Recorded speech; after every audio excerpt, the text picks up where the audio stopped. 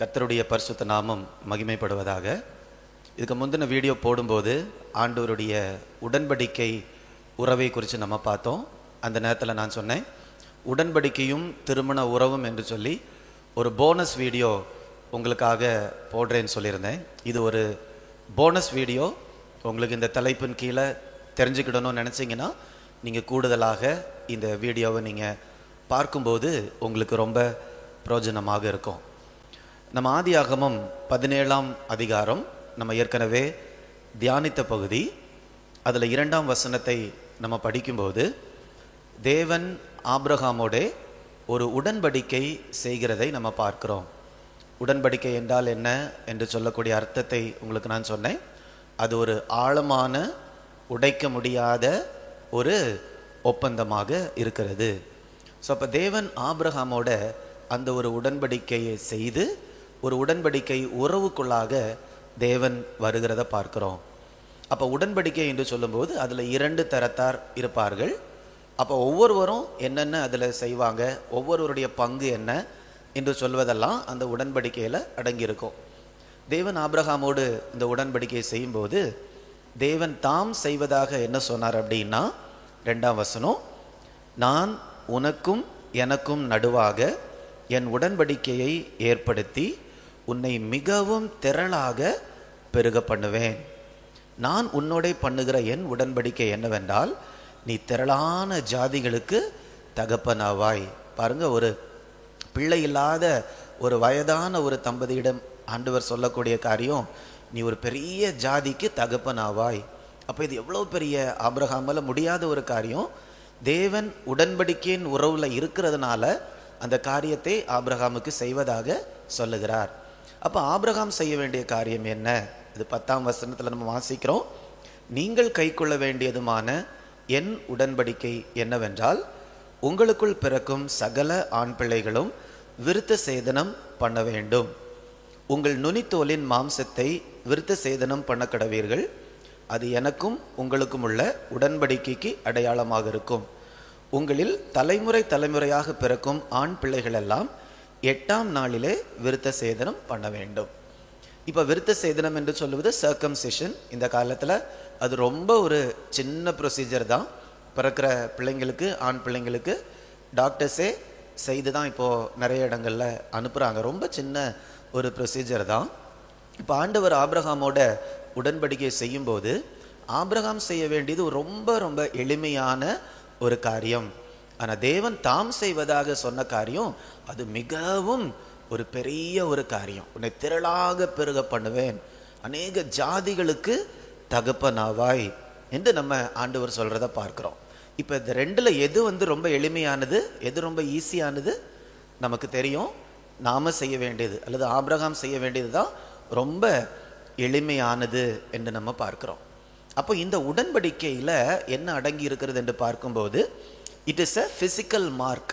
நம்முடைய சரீரத்தில், அல்லது ஆபிரகாமோடு சொல்லும்போது ஆபிரகாமுடைய சந்ததி அவங்களுடைய சரீரத்தில் அது ஒரு அடையாளமாக மாறுகிறது. அந்த அடையாளம் என்ன சொல்லுகிறது அப்படின்னா, நீங்க என்னுடைய ஜனம், யூ ஆர் மை பீப்புள். அந்த அடையாளத்தை அந்த சரீரத்தில் அவங்க சுமக்கிறாங்க. அப்போ ஒவ்வொரு நாளும் அவங்க சரீரத்தை பார்க்கும்போது அவங்களுக்கு அது ஒரு ஞாபகமாக இருக்கும். என்ன ஞாபகமாக இருக்கும்? நான் ஒரு உடன்படிக்கை உறவில் நான் இருக்கிறேன். நான் எனக்கு இஷ்டப்படி நான் வாழ முடியாது. நான் ஒரு உடன்படிக்கை உறவுக்குள்ளாக நான் இருக்கிறேன் என்று சொல்லி அனுதினமும் அந்த சரீரத்தில் இருக்கக்கூடிய அந்த அடையாளம் அவர்களுக்கும் ஒரு ஞாபகமாக இருக்கிறது. தேவனுக்கும் நம்முடைய உலகத்தில் நம்மோடு தேவன் இப்படியாக அவரை சம்பந்தப்படுத்தி பார்க்கிறார். இவர்களுடைய சரீரத்தில் அடையாளம் இருக்கிறது, இவர்கள் என்னுடைய ஜனம், அதனால நான் சொன்னது மாதிரி அந்த காரியங்களை எல்லாம் நான் செய்வேன் என்று ஆண்டவர் சொல்லுகிறார்.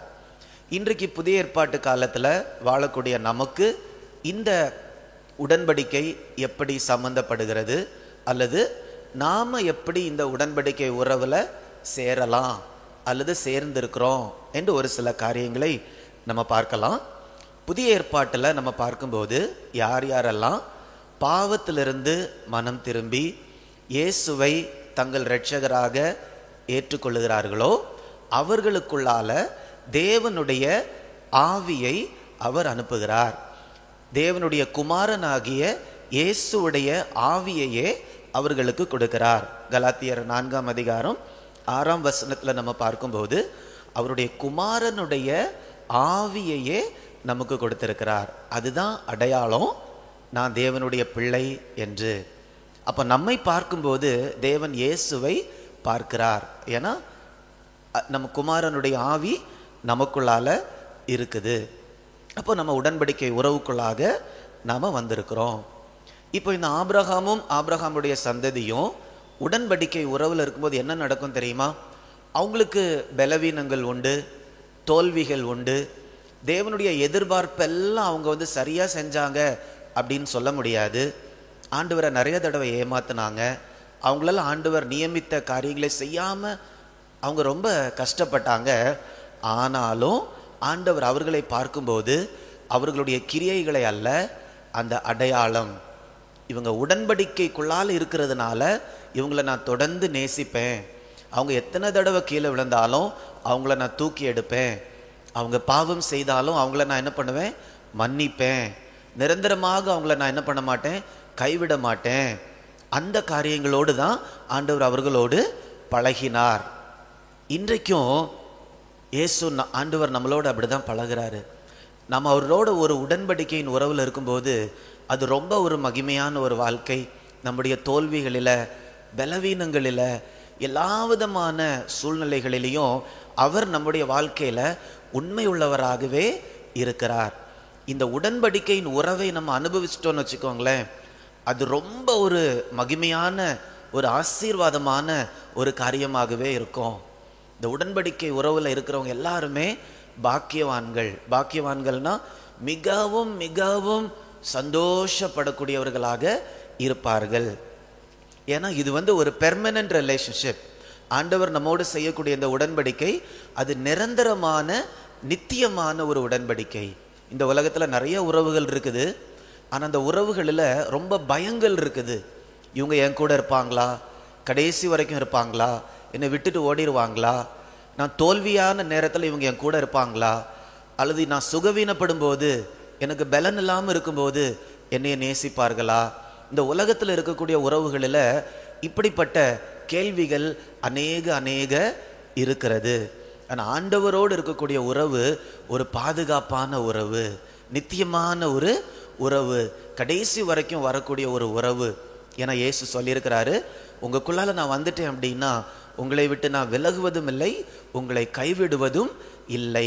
அவ்வளவு பாதுகாப்பான, வாழ்க்கையில் என்ன நடந்தாலும் அது ஒரு பாதுகாப்பான உறவாகவே காணப்படுகிறது.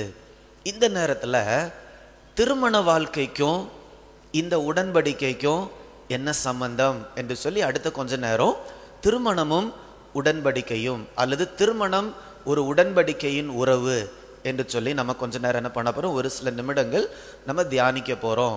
அதற்கு ஆதாரமாக மல்கியாவின் தீர்க்க தரிசன புஸ்தகம் 2ஆம் அதிகாரம் 14ஆம் வசனத்தை நான் வாசிக்கிறேன்.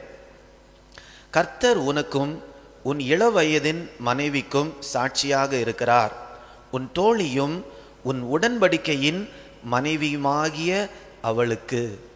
அப்போ வேதம் சொல்லுகிறது, மனைவி புருஷன் மனைவி உறவு அது ஒரு உடன்படிக்கையின் உறவு. எப்படி தேவனுக்கும் நமக்கும் இருக்கக்கூடிய உறவு ஒரு கேஷுவல் ரிலேஷன்ஷிப் கிடையாது, பட் எ கவனன்ட் ரிலேஷன்ஷிப். சாதாரணமான ஒரு ஹாய் பாய் சொல்லக்கூடிய உறவு கிடையாது, ஆனால் அது ஒரு உடன்படிக்கையின் உறவு, நிரந்தரமான உறவு. அதே மாதிரி தான் கணவன் மனைவி உறவு என்பது it is not a casual relationship, it is a covenant relationship. இந்த உலகத்திலேயே கணவன் மனைவி உறவை மட்டும்தான் வேதத்தில் கவனன்ட் ரிலேஷன்ஷிப் என்று ஆண்டவர் சொல்லியிருக்கிறார், தேவனுக்கு அடுத்து.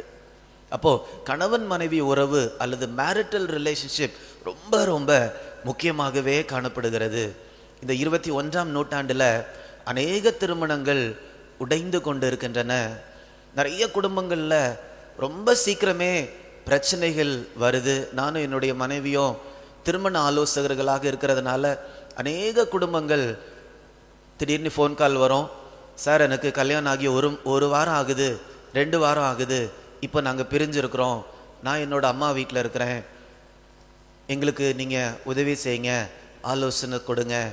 எவ்வளோ நாள் திருமணம் ஆயிடுச்சுன்னு கேட்டால் 1 வாரம் அல்லது 1 மாதம் அல்லது 3 மாதங்கள், இப்படி அநேகரது நாட்களில் திருமண உறவை அவங்களால ஹேண்டில் பண்ண முடியாமல் இந்த 21ஆம் நூற்றாண்டில் தவிக்கிறத நம்ம பார்க்குறோம்.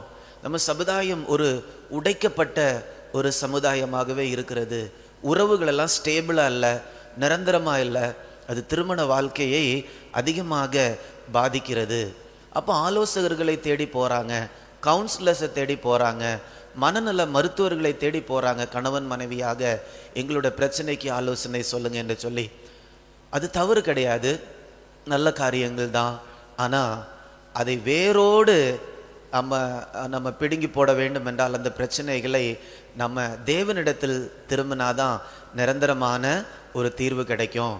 ஏன்னா தேவனிடத்திலிருந்து கவனன்ட் ரிலேஷன்ஷிப் அல்லது உடன்படிக்கையின் உறவு என்ன என்பதை தனிப்பட்ட முறையில் நம்ம அனுபவிக்கும் போது தான் அதை திருமணத்தில் நம்மளால் என்ன பண்ண முடியும், கொடுக்க முடியும். இன்னைக்கு நிறைய பேர் கேட்பாங்க, திருமணத்தில் யார் எங்கள் 2 பேரில் நான் தான் அதிகமாக கொடுக்கறது மாதிரி இருக்குன்னு சொல்லுவாங்க. அல்லது சொல்லுவாங்க, ஏதாவது பிரச்சனை வந்துச்சுன்னா எப்பொழுதும் நானே தான் முதல்ல போய் என்ன பண்ணிட்டு இருக்கேன், மன்னிப்பு கேட்டுட்டு இருக்கிறேன். அவங்க என்கிட்ட என்ன பண்ணுறதில்ல, மன்னிப்பு கேட்குறதே கிடையாது. நான் தான் அதிகமாக கொடுத்து கொண்டே இருக்கிறது மாதிரி இருக்குது. நான் தான் நிறைய தியாகங்களை திருமண வாழ்க்கையில் செய்து கொண்டு இருக்கிறது மாதிரியே இருக்குது. என்ன பிரச்சனை வந்தாலும் திரும்ப பேசுவதை நான் தான் என்ன பண்ணணும், துவங்கணும், நான் தான் இனிஷியேட் பண்ணணும்.